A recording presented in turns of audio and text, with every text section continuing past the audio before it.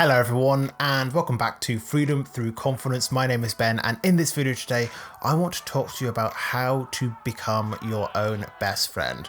And I know off the surface that does sound pretty sad, but I do have a reason for why it is. Because whilst it is very important that you have your own friends and your own support network, sometimes it is only going to be you. And in situations where you are on your own and where things are going wrong in your life, you need to have the ability to treat yourself as if you would treat your friends, because we have a tendency when things go wrong to treat ourselves quite harshly and quite negatively. And it is of course not the way that we would treat our friends if they were going through similar circumstances. So what I encourage you to do is to treat yourself like your best friend, something that I've mentioned in countless videos on this channel, but never really talked about specifically how to do it in its own standalone video. So that is what this video is all about. Essentially, I'm going to be giving you 4 ways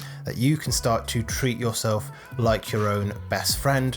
And let's just jump into it with the first thing. So the first thing is to take care of yourself mentally, physically, and emotionally, because this is what we do for our friends. If we had a friend who was going through some kind of emotional turmoil in their life, then what we probably wouldn't do is just leave them to it, or just ignore it, or just hope that they get over it on their own and that the emotions just go away with time. We wouldn't do that to our friends, but we often do that to ourselves when we're going through something mentally, physically, emotionally. And what I would encourage you to do is to make an effort to take care of yourself in those areas. With mental health, making sure that you are always working towards keeping yourself with your mental health, always working towards minimizing things like stress and anxiety in your life in whatever way makes most sense to you. For me, it was going to counseling, learning certain coping skills such as mindfulness and metacognition, journaling, like whatever it is that works for you. The same thing goes for your emotions. Make sure that you are actually acknowledging and addressing your emotions. We have a tendency to just bury them away and hope that they'll go away over time, but that's not the way that it works. They'll just kind of come back with a vengeance and cause all sorts of havoc in our lives. Instead, what we have to do with our emotions is actually listen to what they have to say and then actually do something about them. And of course, taking care of your physical health, making sure that you're eating right, making sure that you're at least getting a little bit of exercise. I'm not talking about going out and sculpting yourself into like a bodybuilder or like an Olympic level athlete. I mean, just working on kind of what would essentially be your minimum viable body, just the you that you are happiest with and that you are healthy with it as well. But overall, making sure that you're taking care of yourself mentally, emotionally, physically, this is the first way that you can start to become your own best friend. The second thing is to support yourself when you fall. Again, this is something that we readily do for our friends. Imagine that you are out with your friends and one of them approaches the attractive stranger at the bar and asks them for their number, and they just get shut down or shot down, depending on the severity of the rejection. Now, granted, yes, there is going to be a little bit of gentle ribbing and a little bit of banter that's going to be going on, because that's the natural way of these things. But the purpose of that is never to really humiliate the other person, is it? The purpose is to kind of make light of what is basically a crappy situation. And the hope is that by kind of injecting humor into it, the other person can see the bright side and they can move forward. But the purpose isn't, or at least the purpose shouldn't be, to drag that person down. But with everything, once the jokes and all the laughs are out of the way, then what is left after that is support, which is, you know, that sucks, dude. Better luck next time. You know what?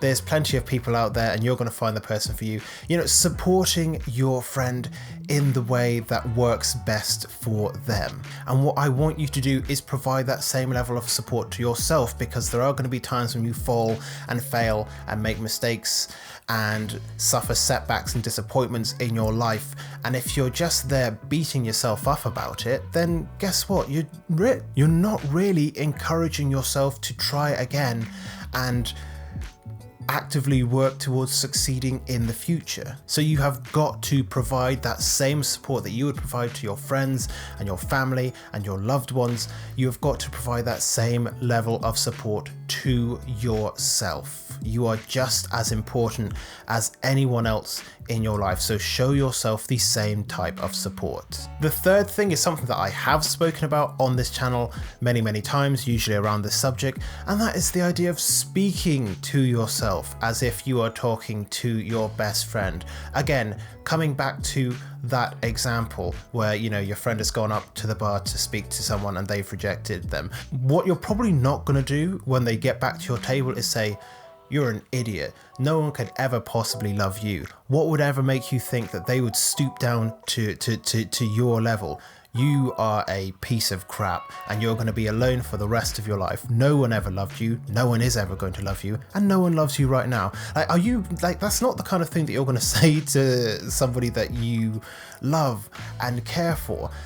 But yet, when we go through failures and setbacks in our lives, a lot of the time our instinct is to absolutely berate ourselves. The inner critic comes out with full force and just brutalizes your emotional and mental health just because something went slightly wrong. And so what I want you to do is, when those situations arise, or literally at any time, always talk to yourself as if you are your own best friend. There's going to be times, of course, when that doesn't seem like it comes naturally, and what comes more naturally is just being really harsh to yourself. But I would encourage you to at least actively try to remember that you should be treating yourself like you are your own best friend, or just like a human being that is imperfect and that is going to make mistakes. Now, don't get me wrong, sometimes it's good to have a little bit of self-deprecating humor about yourself. You know, you go and you say something stupid and you're like, what was I thinking? I'm an idiot. This is something that I do to myself, because sometimes a bit of self-deprecation is not a bad thing. But being overly negative and brutal and cruel to yourself, yeah, that is a bad thing. That is toxic for your mental and emotional health. So a little bit of negativity every now and then isn't a bad thing. Overwhelming and constant amounts are. So make sure that you are talking to yourself like you would do your best friend. And the fourth thing above all these other things is simply this. This is the low bar that you have to clear in order to treat yourself like you are your own best friend. The lowest bar you have to clear is simply, don't treat yourself like crap. This leads into all of the other points, and it kind of encircles all of them. It means don't beat yourself up. It means don't kind of mentally and emotionally abuse yourself. Don't do things that are going to cause you physical harm. Get the help that you need when you need that help. And also understand that you aren't going to be perfect. Even with these things I'm talking about right now, it's okay that, you know, sometimes you forget about the progress that you've made and you fall back into old ways of overwhelming and constant negativity. The point is that you can always bring yourself back from that. It's always, the bar to clear is always, don't treat yourself like crap. And then once you've got that down as a foundation, then you start to build yourself up further and further and further. But anyway, that's all I've got to say for this video today. I hope you have found it useful. Let me know your thoughts and questions in the comment section below, and make sure to subscribe to the channel.